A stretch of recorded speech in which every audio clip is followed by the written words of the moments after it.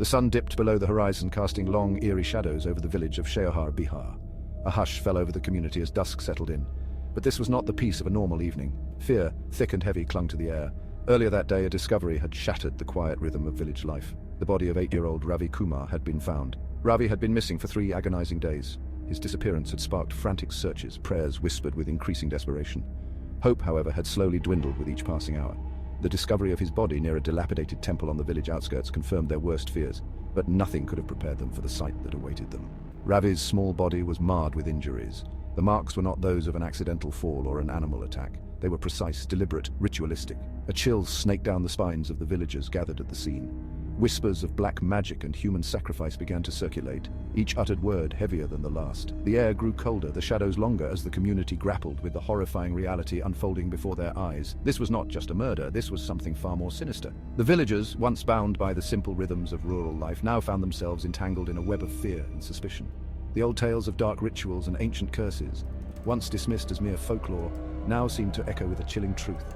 The village of Sheohar would never be the same again, as the shadows of that ghastly discovery lingered, casting a pall over their once peaceful existence. The police arrived, their faces grim as they surveyed the scene, the weight of the situation evident in their eyes. The initial investigation was as chilling as the crime itself, with every piece of evidence pointing to something far more sinister than they had ever encountered. The ritualistic markings on Ravi's body, coupled with the strange paraphernalia found near the temple, pointed towards a sinister motive: black magic, human sacrifice. These were not just random acts of violence, but calculated dark rituals, words that sent shivers down the spines of even the most seasoned officers who had seen their fair share of horrors. The presence of incense sticks, half-burnt pieces of cloth stained with what appeared to be blood, and strange symbols drawn on the ground, all pointed toward an occult ritual.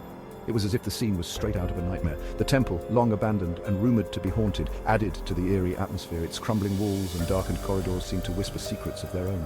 It was as if the very air throbbed with an unseen, malevolent energy, making every breath feel heavy and foreboding.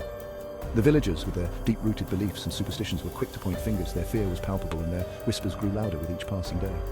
Whispers of a shadowy tantric known for his dark rituals and promises of untold power began to surface. His name was spoken in hushed tones, as if uttering it too loudly would summon him. Fear, potent and contagious, gripped the village. It spread like wildfire, consuming everyone in its path. The ghastly discovery of Ravi's body had ripped open the veil of normalcy, revealing the dark underbelly of secrets and superstitions that lay hidden beneath. The village would never be the same. The police, faced with a crime so heinous, so deeply rooted in the occult, knew they had a difficult task ahead of them. This was uncharted territory.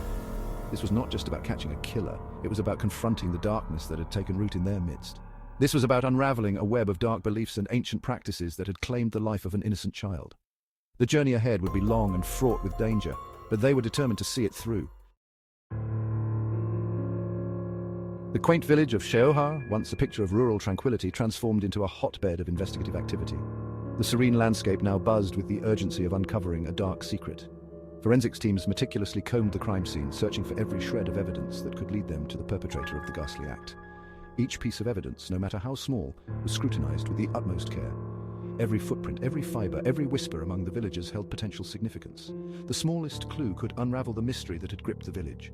The investigation was as much about science as it was about navigating the labyrinthine world of superstition and belief. Detectives had to balance hard evidence with the intangible fears and suspicions of the villagers. Officers interviewed villagers, their notebooks filling with tales of the occult, of whispered rumors about individuals dabbling in black magic. Each story added a new layer to the complex web of intrigue. One name in particular kept resurfacing: a local farmer, Mukesh, known for his reclusive nature and hushed whispers of his association with the occult. His presence loomed large over the investigation. Mukesh, a man shrouded in an aura of mystery, became a person of interest. His enigmatic behavior and the rumors surrounding him made him a focal point for the investigators. His withdrawn demeanor, his infrequent interactions with the community, and the whispers that followed him, like a shadow, all painted him as a suspect. The villagers' suspicions only added to the tension, yet there was nothing concrete, no hard evidence to link him directly to the crime. The lack of tangible proof left the investigators in a frustrating limbo.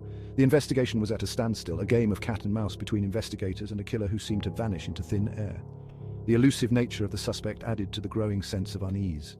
The villagers, meanwhile, were a tangled mess of grief, fear, and simmering anger. Their once peaceful lives had been upended by the horrific events. The thought of a child sacrifice, a practice so barbaric and unthinkable, occurring within their midst, was deeply unsettling. The very idea shook the community to its core. The case had shaken them to their core, leaving them grappling with the darkness that had seeped into their lives. The village, once a haven of peace, now stood united in their quest for justice and truth.